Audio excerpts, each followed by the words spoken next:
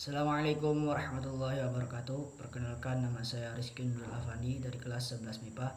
Di sini saya akan sedikit membahas materi tentang pencaksilat yang meliputi sejarah pencaksilat, peraturan dalam pencaksilat, dan teknik dasar kuda-kuda dan pukulan dalam pencaksilat. Yang pertama yaitu sejarah pencaksilat. Asal mula ilmu bela diri di Nusantara ini kemungkinan juga berkembang dari keterampilan suku-suku asli Indonesia dalam berburu dan berperang dengan menggunakan parang, perisai, dan tombak. Misalnya seperti dalam tradisi suku Nias yang hingga abad ke-20 relatif tidak tersentuh pengaruh luar. Silat diperkirakan menyebar di Kepulauan Nusantara sejak abad ke-7 Masehi. Akan tetapi, asal mulanya belum dapat ditentukan secara pasti. Kerajaan-kerajaan besar seperti Sriwijaya dan Majapahit disebutkan memiliki pendekar-pendekar besar yang menguasai ilmu bela diri dan dapat menghimpun prajurit-prajurit yang dalam pembelaan dirinya dapat diandalkan. Pencaksilat telah dikenal oleh sebagian besar masyarakat rumpun dalam berbagai nama. Pada tanggal 18 Mei tahun 1948 terbentuklah Ikatan Pencaksilat Indonesia atau yang sering disebut IPSI. Kini IPSI tercatat sebagai organisasi silat nasional tertua di dunia. Pada tanggal 11 Maret tahun 1980, Persatuan Pencaksilat Antarbangsa Persilat didirikan atas prakarya Edi M. Nalapraya dari Indonesia yang saat itu menjabat ketua IPSI. Acara tersebut juga dihadiri oleh perwakilan dari Malaysia, Singapura, dan Brunei Darussalam. Keempat negara itu termasuk Indonesia ditetapkan sebagai pendiri persilat.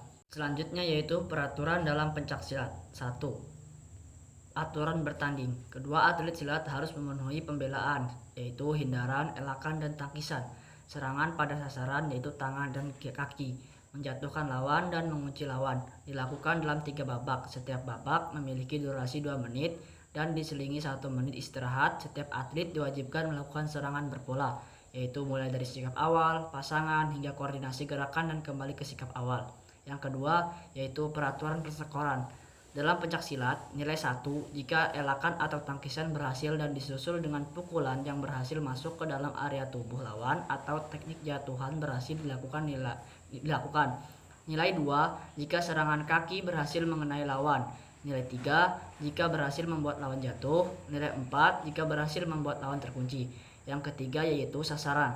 Hal yang sangat dijadikan sebagai sasaran sah dan bernilai adalah togok, yaitu bagian tubuh kecuali leher ke atas dan pusat kemaluan, seperti dada, perut, pusat ke atas, rusuk kiri dan kanan, punggung atau badan belakang, bagian tungkai, dan lengan dapat dijadikan sasaran serangan antara dalam usaha menjatuhkan, namun tidak memiliki nilai sebagai sasaran perkenaan.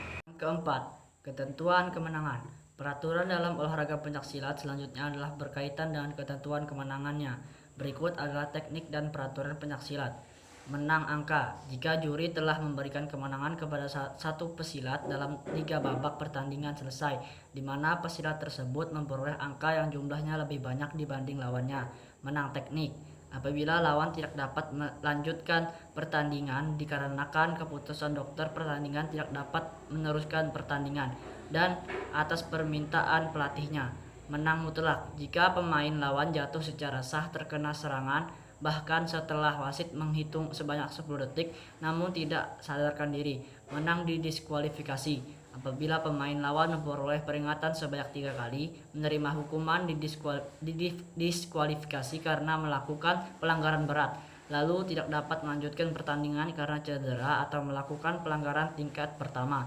Menang dikarenakan pertandingan dalam keadaan tidak seimbang. Menang dikarenakan pemain lawan mengundurkan diri atau tidak hadir dalam pertandingan. Yang kelima yaitu larangan. Larangan yang dinyatakan sebagai pelanggaran dalam pencaksilat adalah: yang pertama, pelanggaran berat, menyerang bagian tubuh yang tidak sah, yakni leher, kepala, serta bawah pusat hingga kemaluan dan mengakibatkan lawan cedera atau jatuh.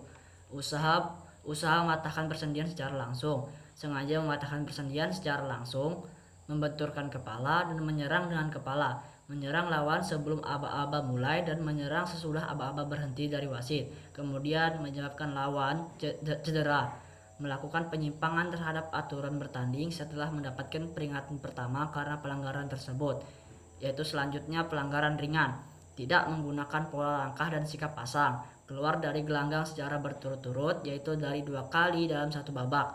Merangkul lawan dalam proses pembelaan, melakukan serangan dengan teknik seampuan sambil merebahkan diri berulang kali dengan tujuan untuk mengulurkan waktu. Selanjutnya yaitu teknik dasar kuda-kuda dan pukulan dalam pencaksilat.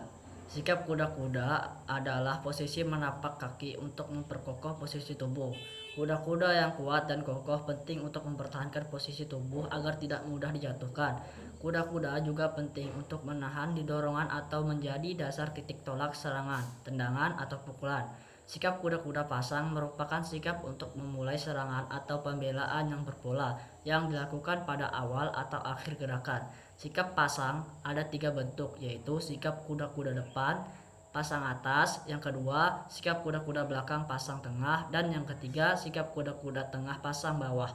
Di dalam teknik pencaksilat sendiri, kuda-kuda terbagi menjadi 6, yaitu kuda-kuda depan, kuda-kuda tengah, kuda-kuda belakang, kuda-kuda samping, kuda-kuda silang depan, dan kuda-kuda silang belakang.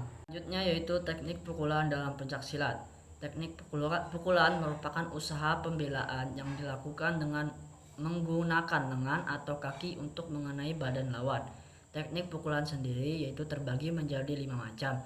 Yang pertama yaitu pukulan lurus, yaitu dengan salah satu tangan memukul ke arah depan, sasarannya yaitu dada si lawan, dan tangan satunya lagi menutup arah poin, yaitu sasaran perut ke atas.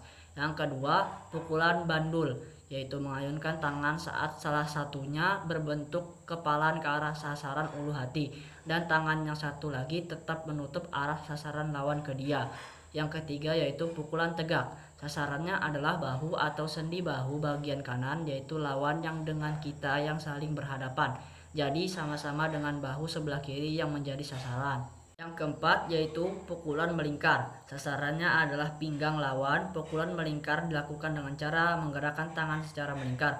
Pukulan ini dilakukan dengan lintasan pukulan dari arah samping luar tubuh menuju arah dan dalam tubuh silat. Yang kelima atau yang terakhir yaitu pukulan samping. Pukulan samping merupakan pukulan yang arahnya ke samping tubuh dengan menggunakan punggung tangan. Pukulan ini memiliki lintasan ke depan atau lurus dengan menggunakan tangan yang dimulai dari samping. Sekian yang dapat saya sampaikan. Apabila ada kesalahan dalam pengucapan, saya mohon maaf yang sebesar-besarnya. Saya akhiri. Assalamualaikum warahmatullahi wabarakatuh.